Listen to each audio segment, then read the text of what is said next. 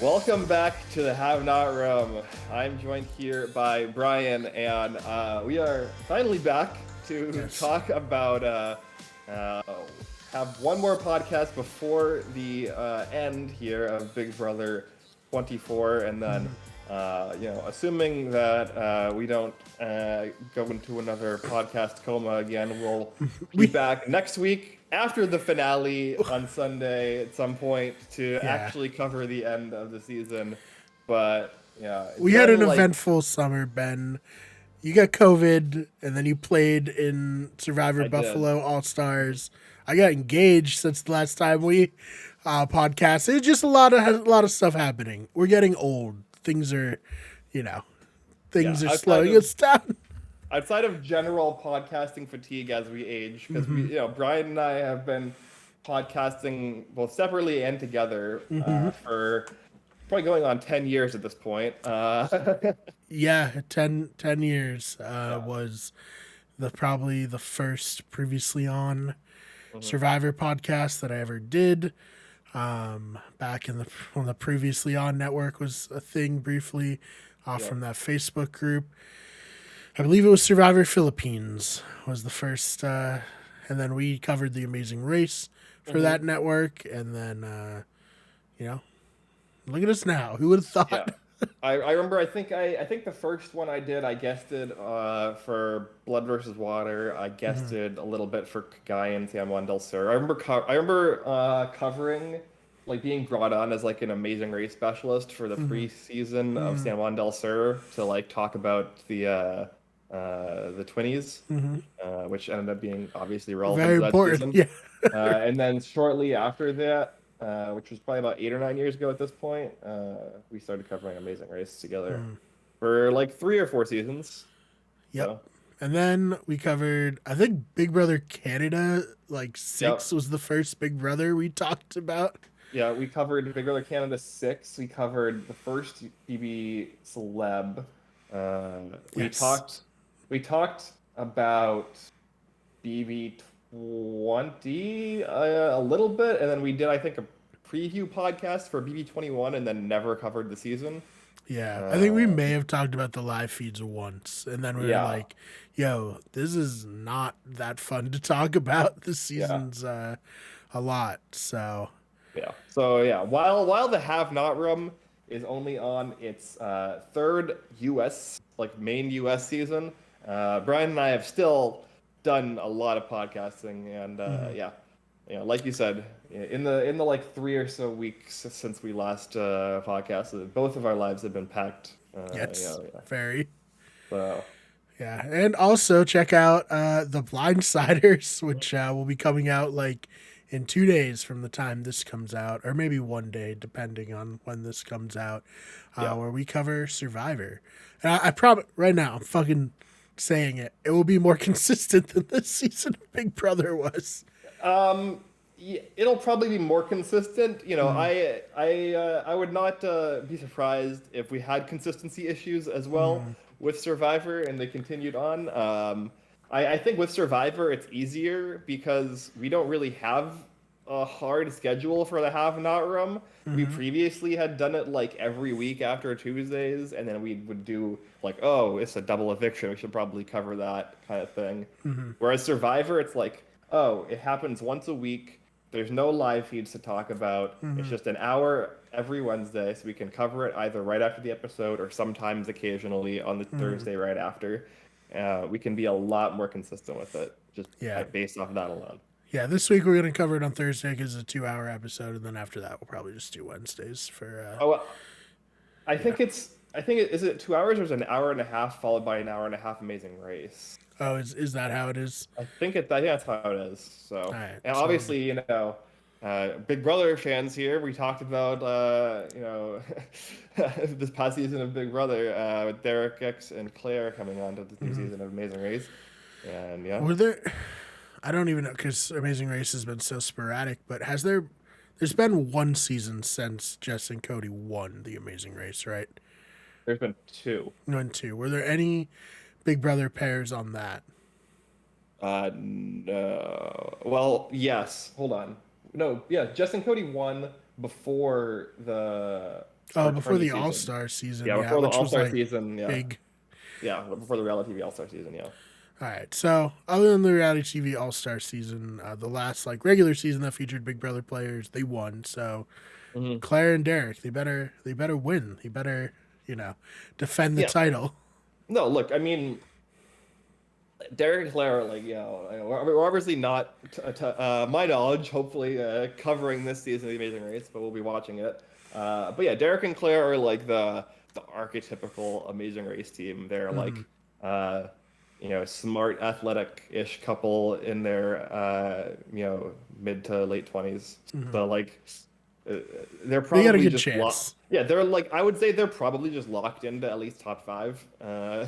right? Because like Right. Amazing Race still has some luck and variance to it, Hmm. um, you know, but like generally if you're competent and have good teamwork and are smart and are like reasonably athletic, Hmm. you kind of just coach through the first 3 or 4 rounds, Right. barring some crazy bounce of fate. So I would say, yeah, lock in Derek and Claire for top five. Hell yeah. That's what I want to Yeah. hear. Especially when you have like we're both big football fans, right? Hmm. It's cool that Rex Ryan is on The Amazing Race. But he's like what, like fucking 70 years old or something. Like He's up there. so he's not gonna be Who's like he him and his. running with? His brother? No, it's like Oh, it's like his drinking buddy. that kind of actually sounds awesome. Yeah. Um, it's like his drinking buddy who's like 30 years younger than him or something. I don't know how I think they like were neighbors or like something. I don't know how. I like briefly read the bios. Mhm. But yeah, regardless, you know, I want to drink regardless, with Rex Ryan. That sounds yeah, real fun. yeah, I'm sure he'll be fun for like the first 2 episodes before they're eliminated Hmm. because like it, you can't like no matter if you have a history working in professional sports, if you're that old, you're not doing well in this Yeah. race. I'm sorry. So like Yeah. when, It's when not you look at their even. competition, Yeah. It's not even like he's necessarily like a former like big athlete. It's yeah, not like a yeah, 60-year-old football player. It's not like yeah, Dan Marino just turned like 61. It's not like Dan Marino playing. hmm, And they're like, well, maybe he's still athletic. yeah. He's one of He's the a coach. most, yeah, he's a coach who was Yeah, not exactly renowned for his like physical prowess or anything. yeah. It would be like if like Belichick. Maybe like not now. Maybe like 5 years ago went Yeah. on the on the Amazing Race. Like I also would not think that Belichick would do. Yeah, that would be the single most insane thing to happen, I feel, for Bill Belichick to run the Amazing Race. Yeah. I It's mean, I like, didn't. When I saw the recommend or something, that was kind of surprising to me. at least like he's like kind of like a goofy guy. Yeah, yeah, it kind of fits his personality a little Yeah, bit. Oh yeah, Bill Belichick's so serious. yeah, Be wild. But anyways, yeah, back to this season of Big Brother. Last time we spoke was, I think we talked about this pre-show before the split house. A lot hmm, has happened since then. Not yeah, always super comfy to talk about. So I guess like I don't want to rehash everything from that, but going like the second half narrative of the season was pretty much like Michael is dominating the game. Whether he would have gotten the jury votes or not, I don't know, because of like some of his actions in the game. hmm, Using Kyle being racist to get Kyle out hmm, didn't seem to go over super well, and we have not seen a jury segment since Michael went to the jury house, so we don't really know what's happening there. But yeah, I guess can you kind of like what are your thoughts on Michael getting dethroned hmm. and how that kind of made it so there wasn't like a strictly from the game perspective front runner. Yeah. Well, I do think that like yeah, obviously we're probably not gonna dive too deeply into the Kyle stuff. Hmm. Obviously like I think the show did an okay job of covering it. I think uh, they did an okay job of like pulling receipts and being like, hey, yes, Kyle did, say these things and like insinuate that they should do a white alliance without like Mm, explicitly saying, "Hey, we should do a white alliance." right. Like this is something that was covered back when it like was first happening, which was like kind of on the tail end of what we covered, and didn't really think it was going to end up being, super relevant Mm, to the upcoming situation. Ended up being incredibly fucking relevant, mm, and obviously it's good that it got called out and that Kyle lost the game from it. To my understanding, though, while people were calling out Michael, especially people like Terrence, to a lesser extent Monty, for like essentially weaponizing their knowledge and them withholding that knowledge of Kyle saying racist things in order mm, to like utilize it in a specific instance to progress their game. Uh, Obviously not great. Not like a super fan of how that went down. But I think that like 90% of the time, if Michael is making the final two, he's making the final two next to Brittany, where he would probably handily win like 9-0. mm, So I don't think it would have really had any kind of major blowback on Michael if he were to have actually won out. mm, His biggest issue was that I don't want to say his biggest issue was that he put himself in a position where he needed to win out. I think that the way that a lot of the early game played out, particularly the first 2 to 3 weeks before the leftovers really kind of coalesced, uh, Michael kind of needed to win like at least most of those comps. mm. And, does Michael's target get smaller if he wins like 2 to 3 fewer comps? Probably not. So I don't know how Michael could have won the game in the scenario that happened to play out, other than just winning out. Mhm. So yeah, uh, I think that yeah, Michael, if he wins the double eviction veto, like the amp veto that Monty beat him in, he probably just wins the season. So yeah, definitely a big moment for the show at that point for Mhm. him to get eliminated. Also, not for nothing, Big Brother, you gotta make comps that don't break. Um, that's insane. That like during the most important competition of the season, two people at least had their cord thing break off, and I'm not saying it would have changed the outcome, but like Mhm. that's just so unprofessional. Yeah, I'm trying to think. There was another comp that kept on breaking as well. Um, Was it this season? it was this season, yes. Um, it was something with like, uh, oh, it was the one. It was I think the one that Terrence won, the veto that Terrence won during the split house. Mm. I Oh, think that because the wind, because something of the like that. wind. Yeah. Yeah, I think that comp got like super scuffy, and like Terrence probably still wins it regardless but from what people insinuated. But Mm. it definitely sounded like that comp was kind of a mess.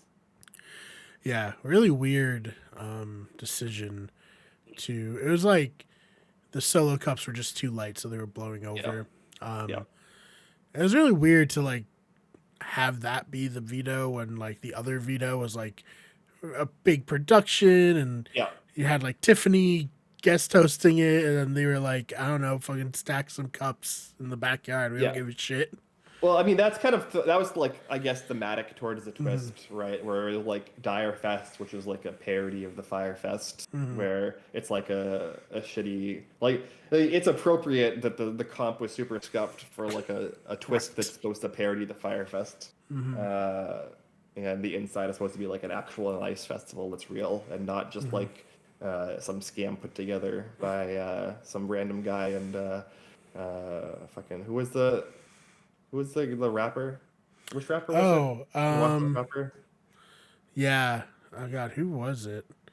Um, I can't even remember. But yeah, I it don't remember at all. Like this is like they're referencing a meme from like 4 years ago at this point, so it's Right. Yeah. definitely not super relevant. But yeah, You should have brought the guy who's gonna suck dick for water to host that comp. Honestly, I think that would have been good.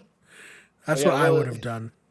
it was well they were like basically have-nots as well, right? Where they had like shitty food like the Firefest people had, where they had like cheese sandwiches and like milk for that you put in like a middle school lunch or something like that.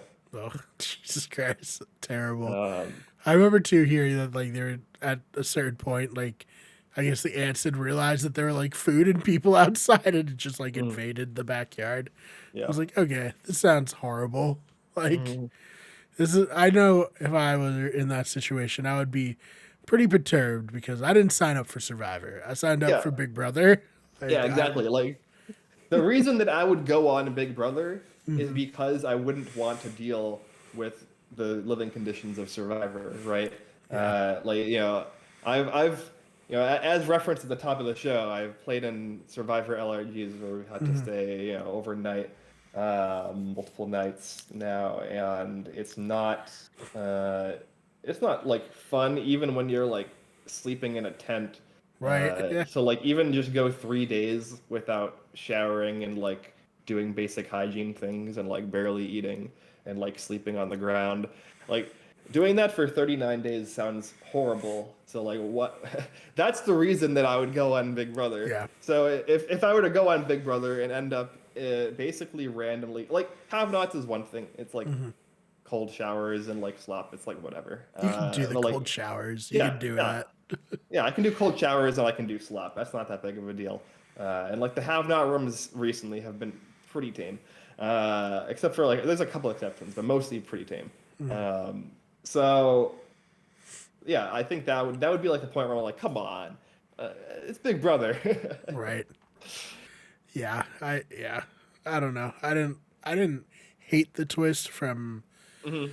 I mean, I think honestly, you should do this twist every season because it shakes the game up. But Mhm. it sucks that they had to be outside. I don't know. Yeah, I think they could have split the house, in some I way. I don't know if they could have because we kind of speculated how it was going to work and we couldn't figure out a way that would work. So I think this might be the only way to actually do it. Um, be and I think the bigger issue than like making people upset that they have to sleep outside and eat shitty food is what actually ended up happening, which is there was a wall yeller in the backyard that sort of influenced the game, but like sort of ended up not really mattering long term.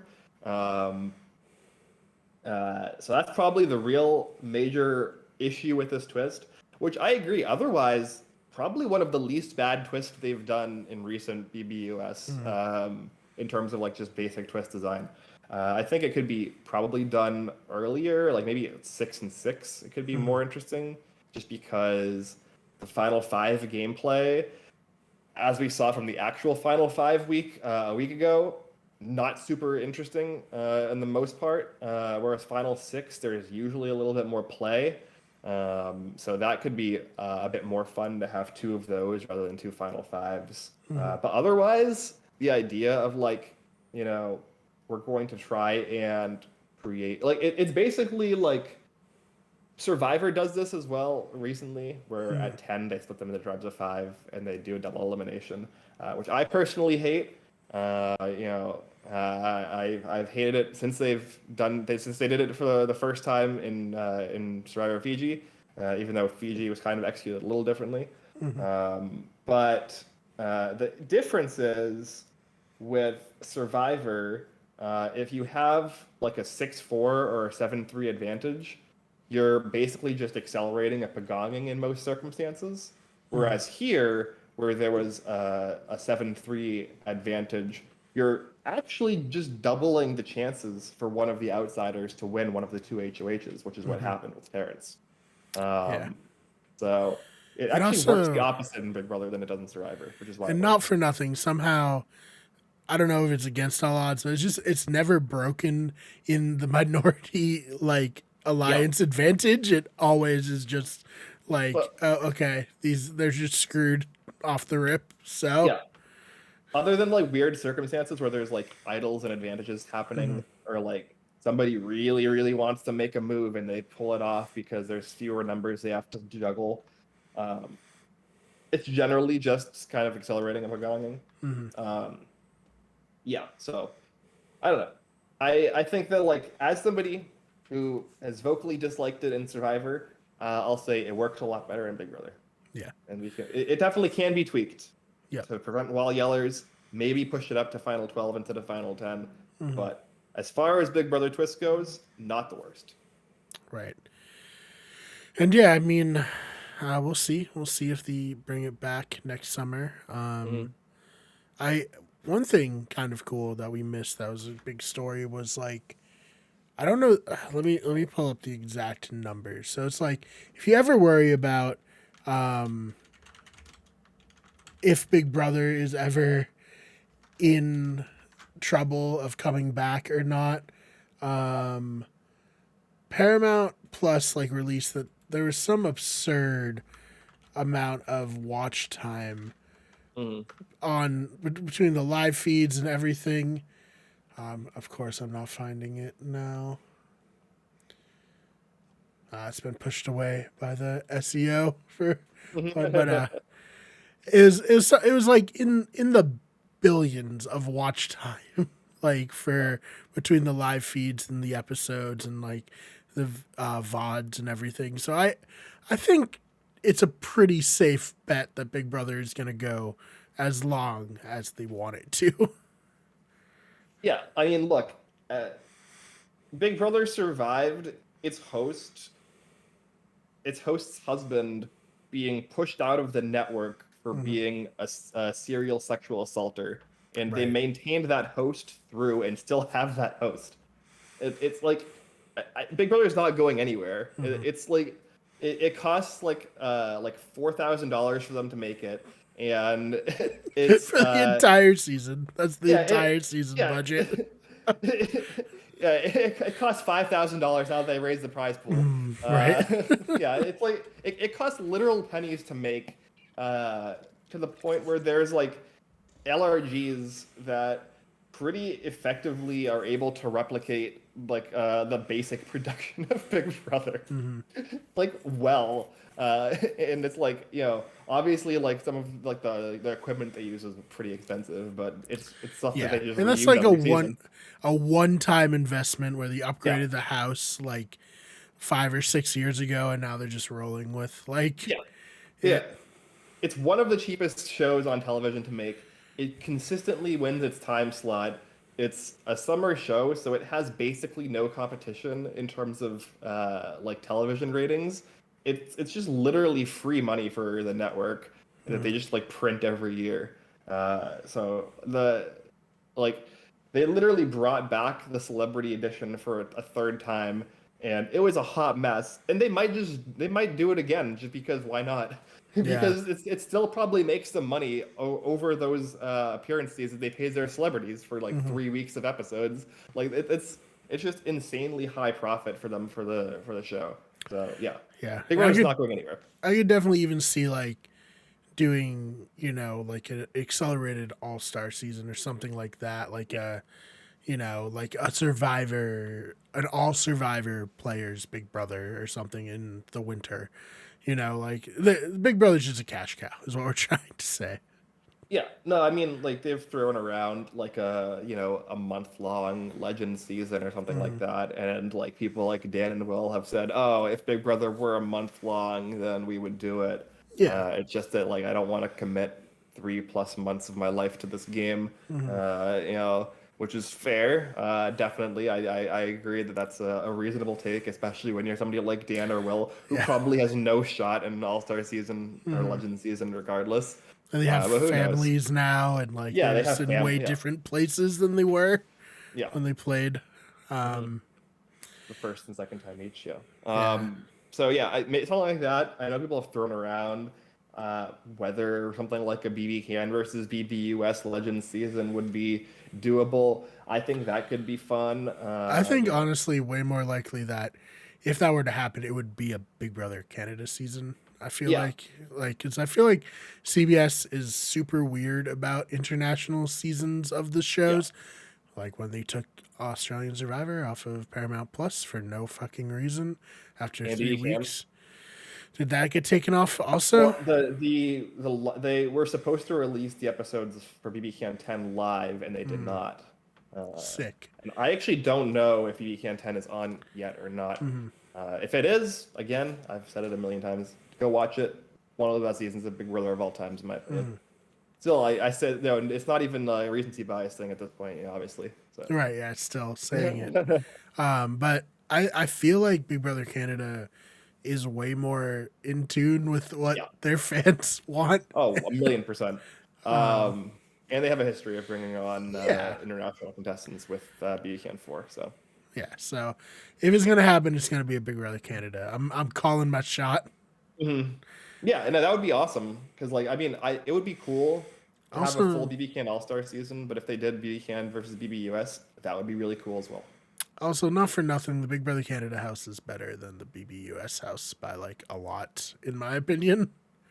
Yeah, I mean, I've been very vocal that I think the BB Can is like the better product across the board, bar Yeah. like a few exceptions. Like I think that obviously the live feed production on US is a lot better, and Yeah. the live feed experience as a viewer is a lot better for the US version, because the Canadian version takes full advantage of the fact that like they are free, and because they're free, they're like, oh, we can kind of have a lot more leeway with what we do with them, and you can't really complain because we're giving them to you for free. So it's Right. like, okay, I mean, like, I don't know how easy it would be for me as an American to pay for them, but if it were theoretically possible, I would rather throw $10 at you and have the experience as a viewer be better. Yeah.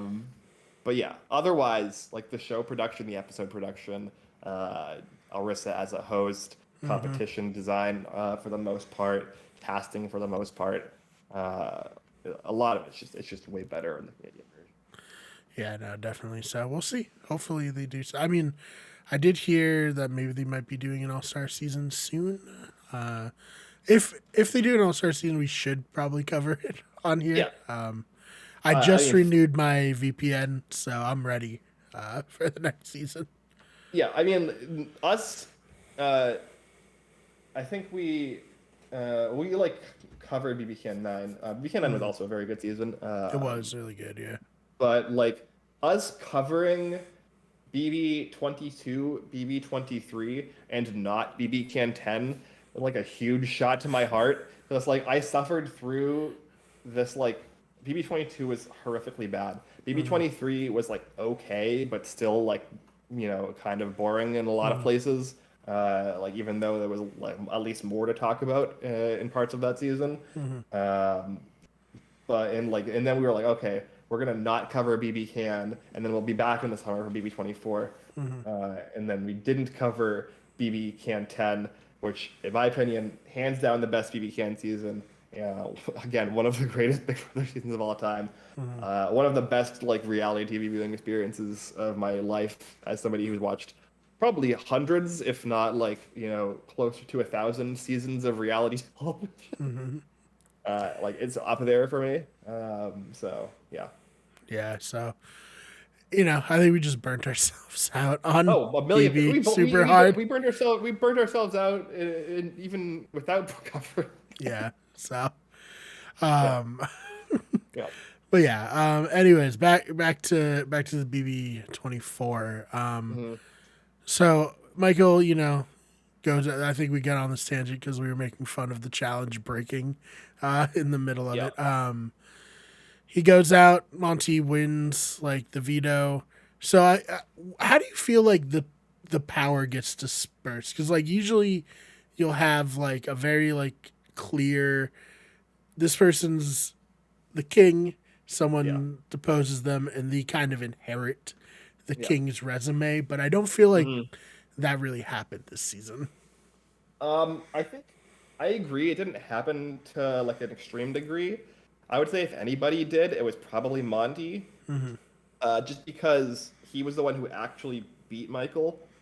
like Turner won the HOH and was HOH to take him out, but Michael didn't play in didn't that play in HOH that, yeah. competition. So like Turner didn't get the like resume move. I was the one to beat Michael and take him out, and it can be articulated.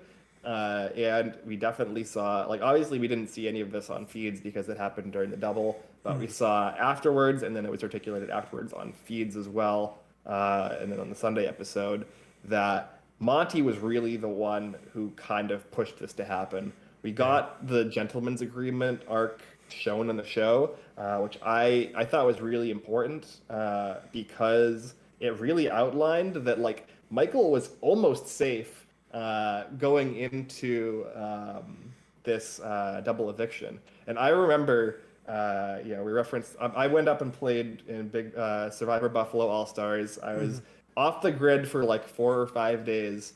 On the drive up there to Buffalo, I was on my phone watching like reading feed updates, listening to feed updates, and I remember being flabbergasted at the idea that like nobody might like there might be a situation where nobody is targeting Michael in the double. And like the fact that that almost happened, and Turner seemed to be even potentially on board with holding that as HOH, and Monty was the one who pushed him and was like, no, we have to do this now if we want a chance to win this game.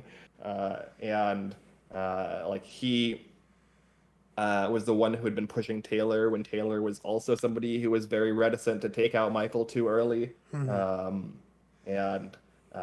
I would give the majority of the credit to Monty.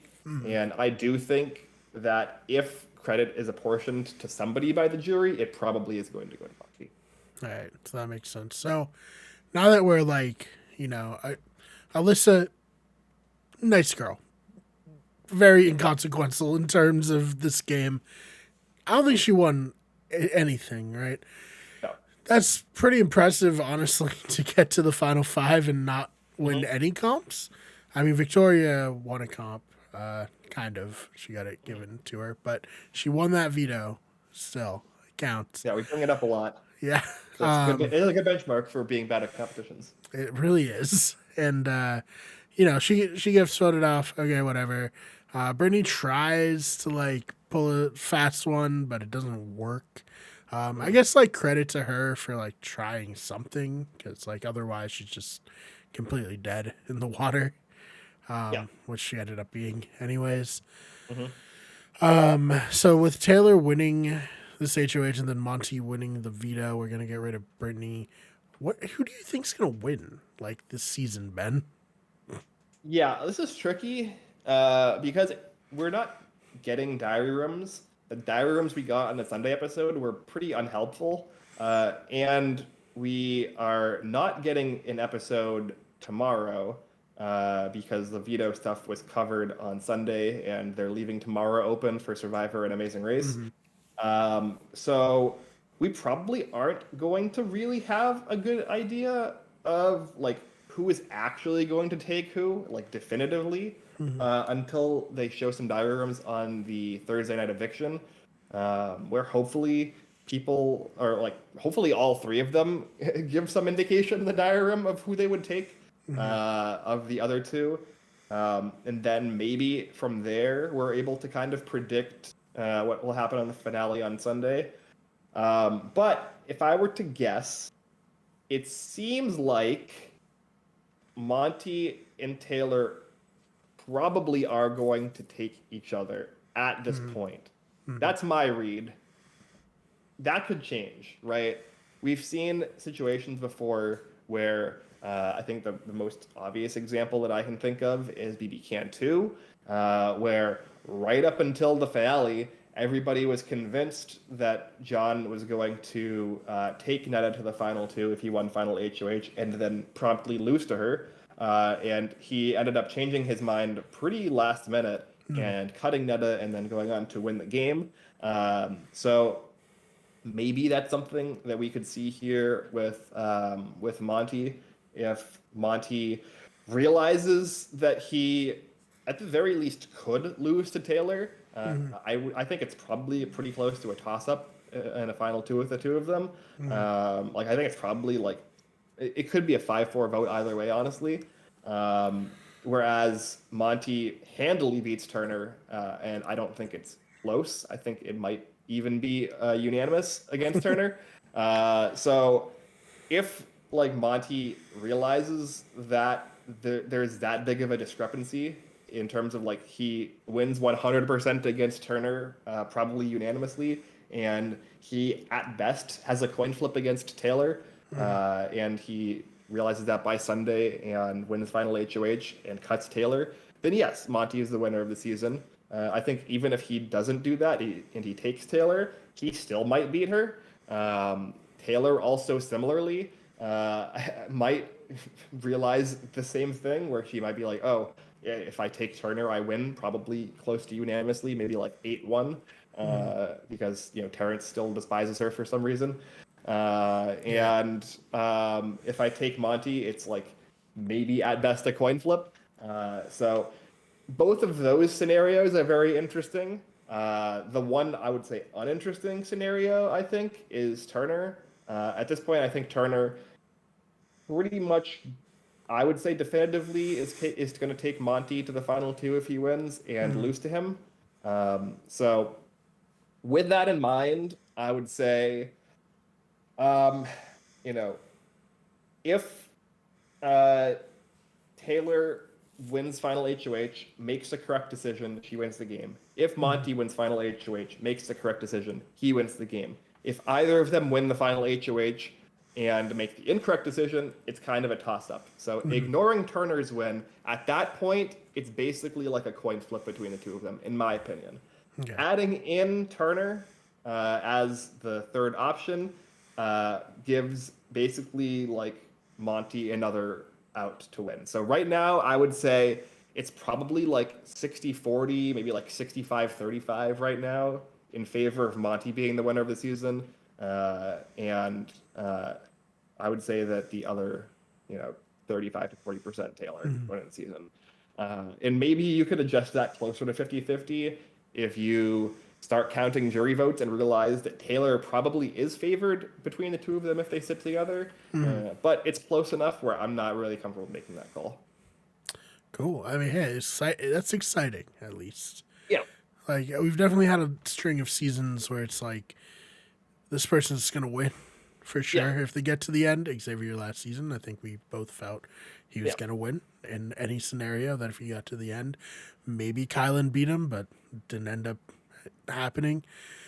So, and then Cody before that, where it's like, okay, yeah, he's going to win no matter what, but he 100% guaranteed it with bringing Enzo to the end. Or I also hear just blew another finale pretty hard over on the challenge, by the way. But yeah, no, it's exciting to see which one of I think from an audience perspective and from just like a fan perspective, I would prefer Taylor to win. Oh, yeah, for sure. Look, Taylor winning is the narrative of the season. It would be a great story for the season. Not that Monty would be a bad story, it's just not as good as Taylor. 100%. Like, Monty would not be a bad winner. Definitely he would be a deserving winner. He's made mistakes, but they haven't been like super egregious mistakes. And like he's definitely comped out in the end where it mattered here. He won. He beat Michael on the double eviction, and then he won the next two he won the HOH and then the veto here where it mattered. Where like often the person who wins the final 5 HOH is targeted at the final 4, and that could have been the case if Brittany or potentially Taylor won that final 4 veto. But Monty did the correct move after winning the final 5 HOH, which is to win the final 4 veto. And I would say he's probably favored at this point, based off of his performance in the final 4 veto, to win the final 3 HOH. So, yeah, he would be a solid winner. He would I would say be an above average winner as a player. But yeah, narratively, Taylor winning is like you can't write that story. That's insane. Right. Yeah. And I mean, obviously Taylor's story is like very self-evident. For Monty, I think it would be like a guy who was able to maneuver himself into like power positions all season, and never really had like anybody coming for him. He was able to like play it so that he was always like safe, and then when it got to the end where he maybe wouldn't have been safe, he's won comps, and that's Yeah. a good strategy. It's a good way to win. Yeah, If you it's can do very, it. very similar to how Xavier won last season, Yeah, frankly, exactly. where he was like always pulled into every similar to this season, where like this season it was like basically post pack situation and then into the leftovers. It wasn't as chaotic as the early weeks of BB23. It would be Which, hard to be as chaotic yeah, as that. but in both situations, like Xavier was in literally every alliance basically that was formed in BB23. Ended up being in the power position of the power alliance headed down the stretch. Was able to have people in front of him as bigger targets. People like Derek X, Christian before him. Even coming down the stretch, you had like people like Tiffany and Kyland as strategic shields. And then won comps at the end where it mattered after throwing a lot of them or not winning a lot of them in some of the early parts of the game.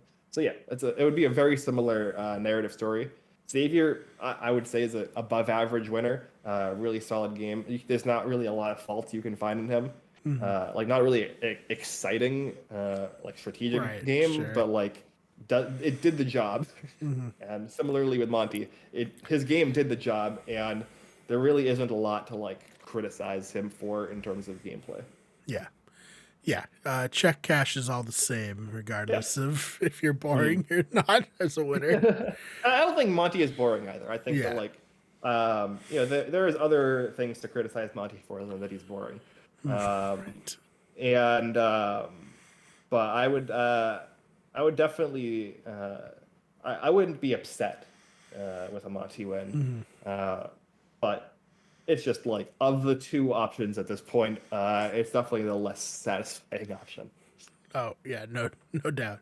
I think Taylor will be a very beloved winner if she wins by the superfan community at the very least. I don't know how the more casual fans feel about Taylor. I think probably sympathetic considering what she's been through on the show, but I don't know. I'm Yeah, not. you would think, but I mean, the show also did not do a phenomenal job of covering a lot of the treatment of Taylor in the early weeks, to the point where there's definitely like people who didn't really follow feeds during the early times of the season, or like don't follow feeds at all, who are like, oh, it was all overblown, and like it's not really, it didn't really matter that much because the leftovers formed and she was fine after the leftovers formed. And I was like, I mean, no, that's kind of outside of revisionist history to say those Right. things. It definitely was an enormous part of the season, and there are people who are like, why is every exit interview they are asking questions about Taylor? And it's like, well, why is every person who got voted out? Why did they spend like multiple weeks of their game obsessing over Taylor for no reason? So it's like these things can cut both ways here. Right. So yeah. Taylor probably would be like, we talk about, for instance, like Nicole Anthony 1.0 as somebody who would have had like a really, really narratively satisfying underdog win if she were to have won that season, BB21. I think that Taylor here would be even more narratively, satisfying, and a lot of people I've seen like people trying to like proactively devalue Taylor as a winner, like, oh, the producers have rigged this season for Taylor, and like if she wins, it's because production is trying to like rig the season for her to win because it's such a good story, and it's like, what? Yeah, I don't feel like that's if production accurate, but Hold on. If production was trying to rig the season for Taylor, then they would have rigged the Final Four veto for Brittany, because that would have been like by far the best situation for Taylor. Taylor is going into this Final Three way worse than she otherwise could have been because Turner is there, and Turner is never going to take her to the final two. So like the concept that like, oh, they're rigging the season for Taylor is like ludicrous to the point that like I think that the people who think that should probably go seek psychiatric help. Fair enough.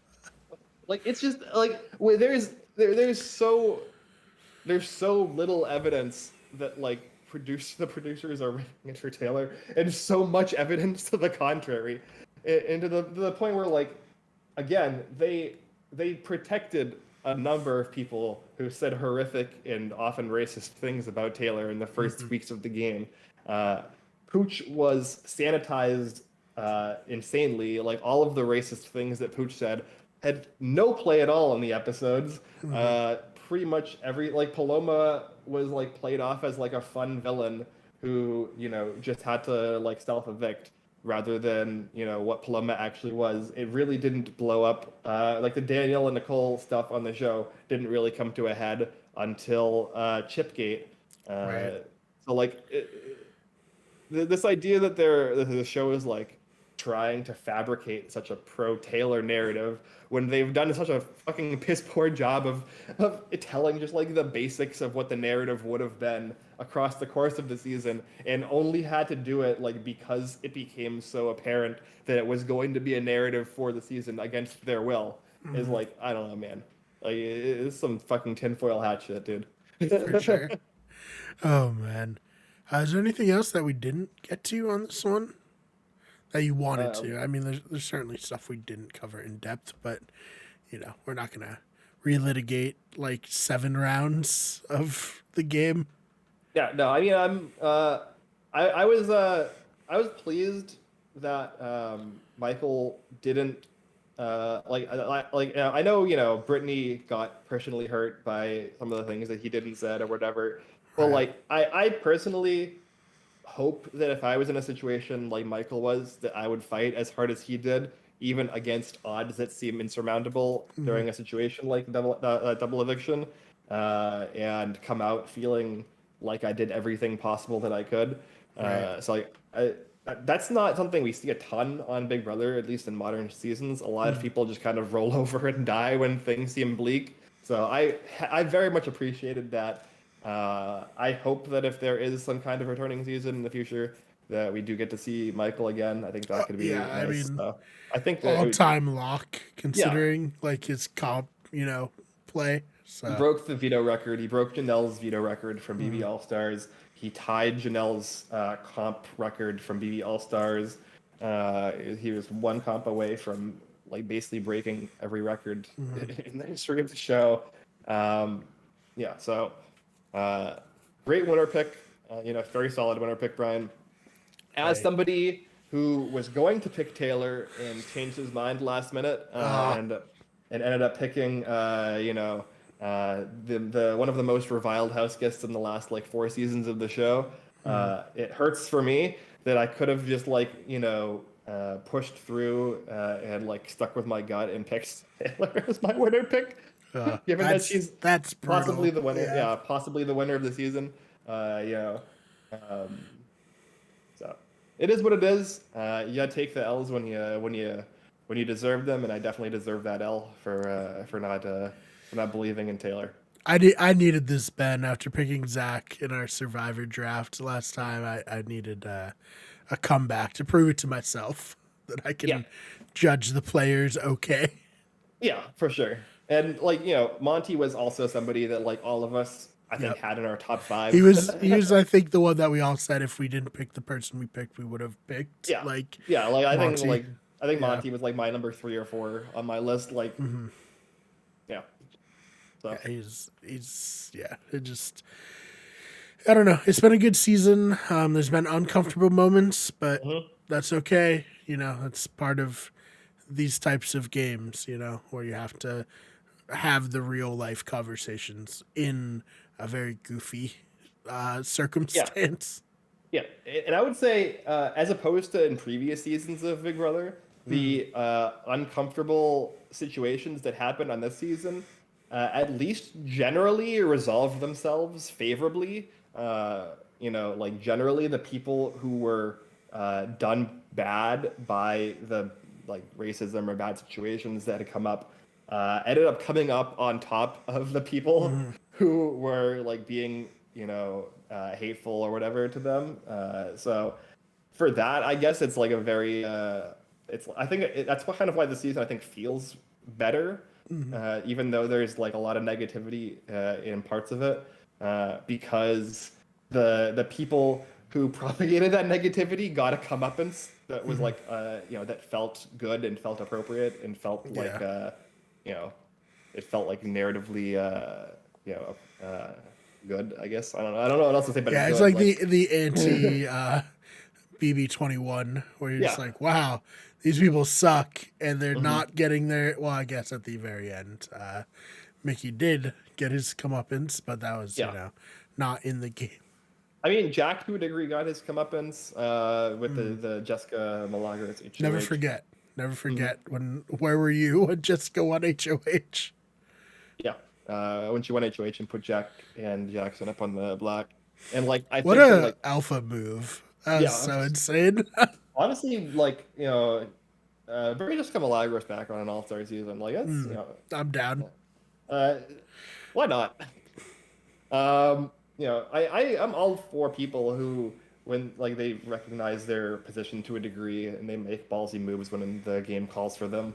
Um, but yeah, like I think if Nicole wins that season, you could probably start to have a conversation about it being like a little bit more narratively, nice, Yeah, where like everybody kind of gets their comeuppance in the end.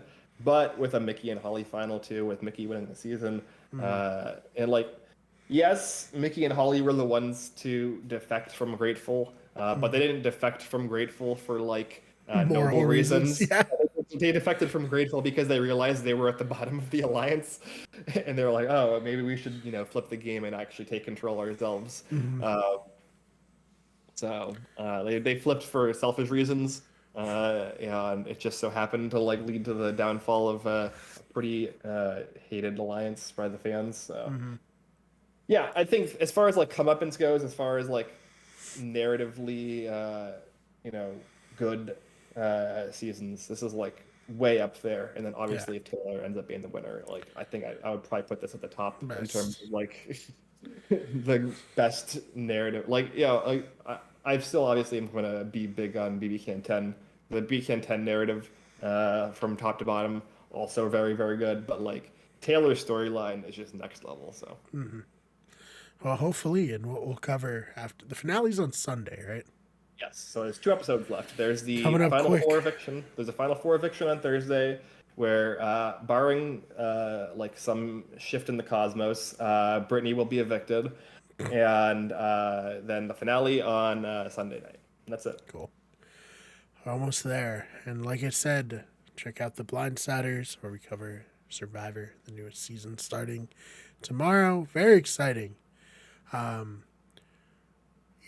These bags under my eyes aren't from covering stuff and doing all this is from uh, other stuff, but it's just I'm excited for Survivor. Yeah, it definitely like me and Brian have talked about this. We've very much been kind of zonked out of this preseason for Survivor. Probably more so, at least for me, more so than I have been. Probably in many years. Probably Maybe like since ever for me. maybe ever. Yeah, I was pretty out of it during like 35, 36 ish, and then David versus Goliath kind of reignited some spark in me, and then like I kind of was able to maintain that spark up until now, to a degree at Yeah, I least. remember we went to a viewing party for the premiere of 35, and it was only an hour long. And I just remember thinking, like, if the show's not going to treat this as like a big thing, like Yeah, maybe I'm not going to either. But yeah, yeah, 36 came and like was amazing. yeah. And I mean, like, there's not really a reason for me to, not be like as hyped about 43 because like I really enjoyed 42. It was probably one of my like top 5 seasons in the last like 10 years of the show. So like I should be excited because I really liked the last season, and from what I've heard, because I haven't looked too deeply, the cast seems really strong. It seems like they've similar to how they fixed a lot of things from 41 into 42. I think that from what I understand, they've possibly fixed a lot of issues that still remained in 42 into 43, and hopefully not added new ones. So You know, Jeff wants to add something to yeah, just fuck for everything up. sure, for sure. We There's been bullied him out of the hourglass and the fire tokens. Like, Mhm. he's got some shitty idea. Okay, look, there's the hourglass. Like everyone's like, oh yeah, we bullied Jeff off the. How are they supposed to do the hourglass twist again? No, yeah, they couldn't. The entire premise of it is that you don't know how it works, right? And then even in 42, Drea figured out how it worked. Immediately. So they're like, you literally cannot do it again unless you changed how it works and like try to trick them and like do like a double fake or something. We're like, oh, actually, this time the hourglass twist isn't a thing. Like, we're doing the same thing, but there is no hourglass, and you're just on Exile Island, and maybe you get an idol or something. right. So yeah, there's. I expect there to be at least one new twist that I hate, probably more than one in 43. But I'm very cautiously optimistic because I think the storytelling of 42 is really good. The cast of 42 is really good. The ending narrative with spoiler alert in case for some reason you haven't seen Survivor 42, but Marianne as a winner, really really good. Like I came around hard on Marianne by the end of that season, as somebody who wasn't like super feeling her in the first like half or so of that season. So I big Marianne stan now, big Mary stan. A married stand. Yep. Loved 42. So I did. we'll I see. did hear that. I don't think there's any Canadians on this season, and Yeah. it's just like Erica and Marianne were too Ruined it. good, and they're Yeah, like, they ruined yeah, it for the whole country. yep. They're like, no more. We need an American to win. And even the other three Canadians on those two seasons all like made it far and were like big strategic players. And Shan Omer and Dre. They were just waiting. They're just like all these years of watching Yeah. but not being able to play. Yeah, Canada sent their best. They did. They really did. So, I guess that makes sense though, right? Like when you have never, like I guess other than like Tom Laidlaw and randomly Tom, in that was great. 39, if you've been holding for 20 years of the show plus all of your best players on the wings, you're like, go go go, now's our opportunity to take on the Americans. And they did great. So it all comes back around to our hypothetical BB US versus BB Can season. We didn't even need that. Although I do. Is there like a French, French Canadian version of Survivor now? Something like that. Yeah, there's like a Quebec one. I don't know what Yeah. that is. I can't speak French, so it doesn't do anything for me. But exciting that it's happening. Yeah. My experience with French Canadian language is from BB Can having to like listen to the two French Canadians that they cast every season inevitably speak French to each other How could and you not not? knowing what they're talking about. Yeah, how could you not though? It gives you such an advantage over Yeah. everyone else. Yeah. If you communicate in front of people but without them understanding you. I also heard that there's a Survivor UK reboot coming. I don't know if it's a reboot or just like it is happening for the first time. I don't know if there was a Survivor UK ever. But that's exciting because I can speak English, so I should be able to, watch that. It won't come to Paramount Plus, I'm sure, but I'll find a way. Yeah. I No, I'll probably wait to hear if it's good or not.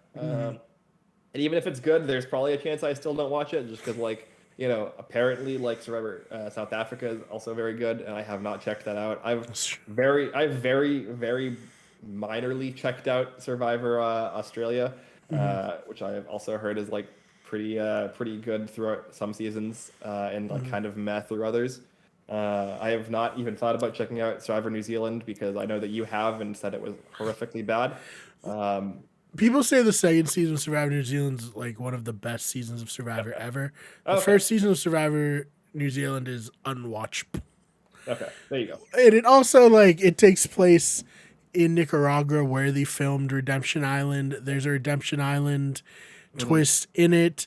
There's an orange versus purple team. It just is Mm-hmm. bringing back a lot of like negative vibes. Even though I Mm-hmm. love Boston Rob and I'm happy he won that season. That season is not something I go and rewatch ever. Yeah. It was just like yeah, it was real bad, Ben. It was really bad. I gave up like I think after 6 episodes. I was like, I'm not. No, it's not for me. Yeah, yeah. So I mean, yeah, I guess that's good that they kind of got their feet under them for the second season at least. And then they Hopefully, canceled it. okay. Well, never mind. Yeah. I did watch BB Australia got rebooted with kind of like a hybrid format. I watched like 2/3 of the first season of that reboot. I didn't end up finishing that season. Uh, from looking at the rest of the boot list after that season, I don't know how much I missed. To be quite frank, it Yeah. didn't seem like Angela from that season of Big Brother Australia. Big fan. I loved Angela. Obviously, like she was like a big star from that show. But like, I don't know. I feel like the format for Survivor and Big Brother that the U.S. has and that Canada has now with Big Brother, it's just for me, it's just the best format. It's just the best Yeah. version of both formats, and trying to like make it your own by hybridizing it with the like these other things. To me, it just weakens the product usually. So, Agree. Yeah, I've watched like some episodes of like the original Big Brother in UK, and I'm just like, mhm. this is not that entertaining to me. Like, Yeah. just being able to watch people interact in a house isn't the interesting part. It's the strategy, and that Mhm. doesn't really come out in that format of the game. It does a little because Yeah. like they're knobbing people as a house, but Mhm. although I did hear the second season of that, Tim from BB Can and Yeah. BB Australia is on it, so I don't know if that interests you at all. Yeah, I knew that as well because they did like a BB Australia All Stars that used people from pre-reboot when it was like a different format. And then they did it with the new format that was like a hybrid of the UK and like Canada version, where there's like an HOH, but it's not called an HOH, and there's 3 nominees, but there's no veto, and they don't really have a time to actually strategize during the important parts of the game at all, and so it's still kind of fucking random. And the eviction vote is weird because the nominees can vote, and it's like and they can like vote against each other because there's 3 of them at least for the first part of the game. It's a mess strategically to follow, at least for me. So like that kind of like as much as I loved Tim, uh, the format just doesn't interest me to follow, frankly. Which is why all this to say, I hope that Survivor UK just does Survivor US, but with British people. That Yeah, would be nice. I think that would probably just be a hit. Who I knows though? agree.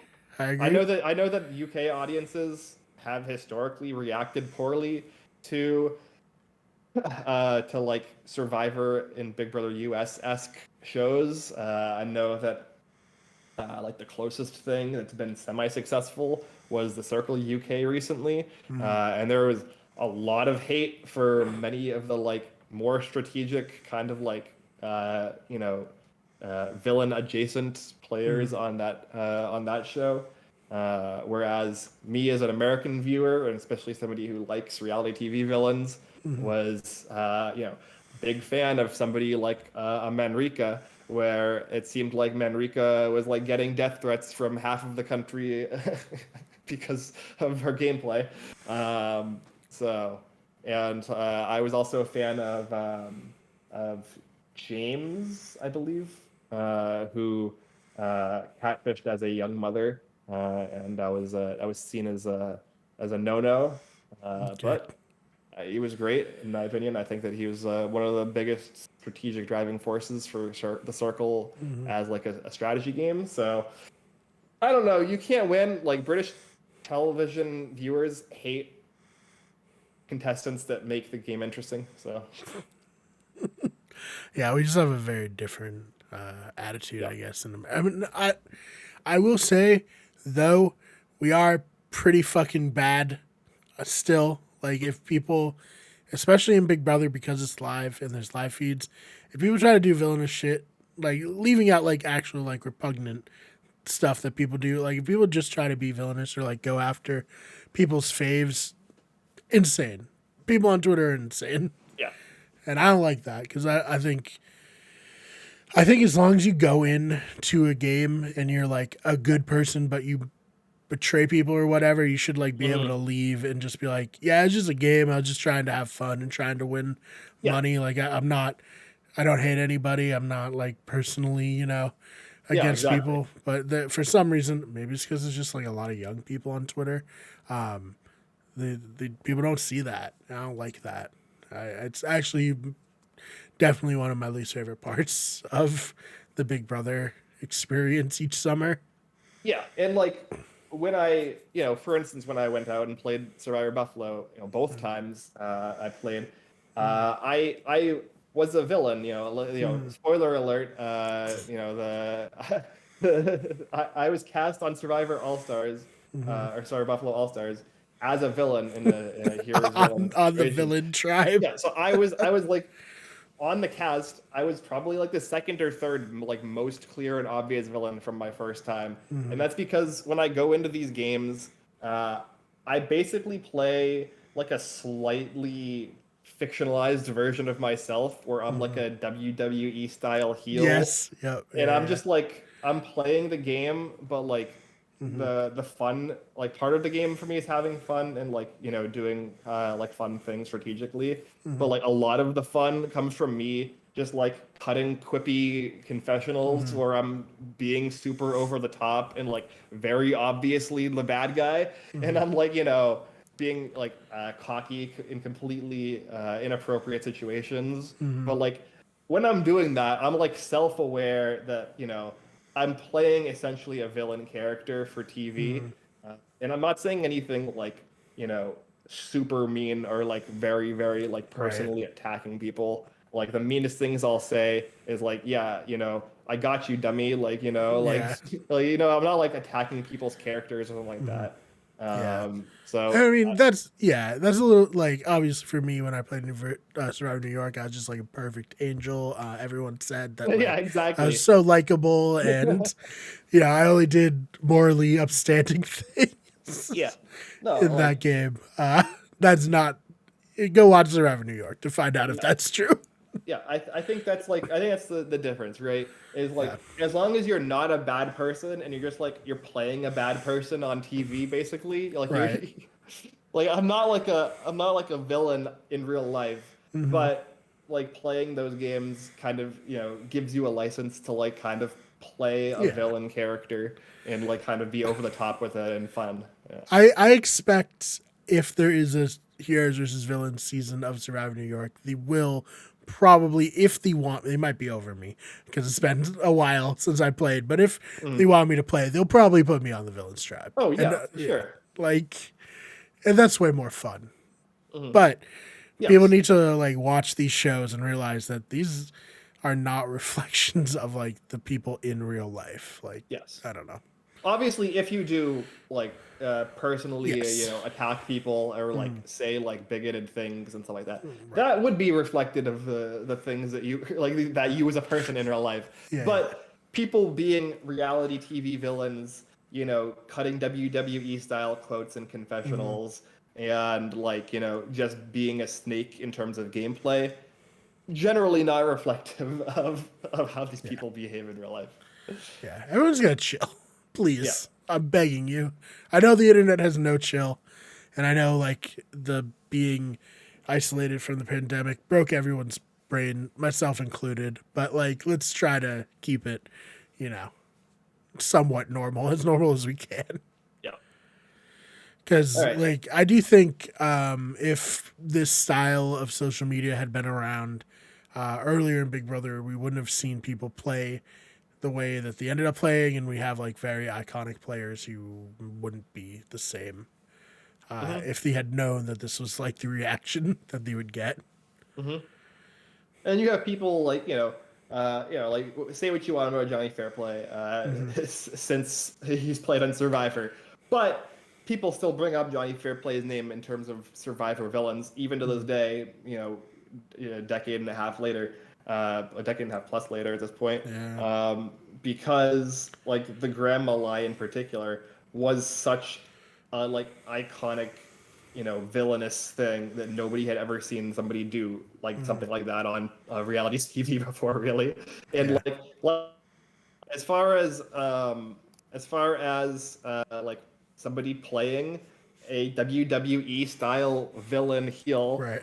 reality TV, the basically the first person to like perfect that was Johnny Fairplay. Yes. Like Rob Yes. Studios would agree, kind of put it into effect in Amazon the season Hmm. before, but like Fairplay, like you know, He did it named on. himself Johnny Fairplay, Yeah, like, and went by that on the yeah. island. He was born and bred from WWE and from like the Hmm. wrestling, like professional wrestling community. So like to me, like I'm not even like a big wrestling fan, Hmm. but I think that's like the real best way that you can kind of conceptualize it. Where Yeah. wrestling is fake, everyone knows wrestling is fake, and it's like basically like scripted storylines. It's like it's soap opera for dude bros. Yeah. And Which, yeah, I don't watch it either, but I respect it. Yeah, I hundred respect percent. the art form. Yeah, it's like a really unique art form because of like it's like dramatic storytelling combined with like athleticism in Yeah. like a way that's very like it doesn't really like equate to anything else. Um, and And yeah, it also I'm has like the real chance of catastrophic injury yeah. mixed in. Like it's Mhm. wild. Yeah. But yeah, that's kind of how I view the majority of the cases of villains on reality TV. Hmm. And I wish that more people did as well, because it would make the TV show better if people acting that way was encouraged rather than discouraged. Right. Agreed. So All right. With that, Ben, where can they find you online? you can find me on all social media, but primarily Twitter at Ben Sharon. I haven't been tweeting a ton. You know, I've still like pulled back a lot from Twitter in the last year or two. Just definitely Healthy. a good Yeah. mental health decision that I've made. And yeah, that's pretty much where you can find me. Obviously we plugged Blindsiders, so you'll find me there as well. Yes. You can follow me on Twitter at the fake BMAR. That's BMARR. Most of the time, I'm tweeting about sports. If I do tweet, a lot of the time, I'm just reading about whatever Twitch drama is happening. If I'm being honest, right now on Twitter, it's its own version of reality TV happening every day, and it's Yeah, just somehow accelerated over the yeah. last like month. Yeah, I mean, we're talking about like people on competition reality shows, where like these people generally are not bad people in real life. Mm, In other cases of like more real or more like pure versions of reality shows, a lot of those people are actually bad people in real life. And yeah, when you compare it to something like the ongoing Twitch drama, which is what I would compare to a more pure version of a reality show, essentially, is what's happening. A lot of these people also are not people in real life, right. Yeah, yeah, from what has come out of things. And I think it just goes to show that uh, I think the Venn diagram of people who are charismatic enough to become famous for just like being a person, mm, and the circle for like people who are kind of sociopathic, crazy people who right. do horrible things. Like it's closer to a circle than I think Yeah. most people really like to acknowledge. Hmm. Um, yeah. So Oh man, yeah. So, anyways, as far as our attempts to become popular online, like Ben said, follow us on the Blindsiders on this channel. mm, I'm uploading multiple times a week on the Wicked Good Sports channel. Obviously, talking about sports there. I think we've done 3 videos this week. We'll probably do 4 or 5 by the time it's over. Then the main channel is, of course, youtube.com/wickedgoodEverything, where I'm going to do a video on a reality TV show that is near and dear to our hearts, Ben. So watch out for that. It'll be more of a commentary type video. And now that I've said it here at an hour and 15 into a podcast, I'm totally going to hold myself to doing this in a prompt fashion. I swear. Yeah.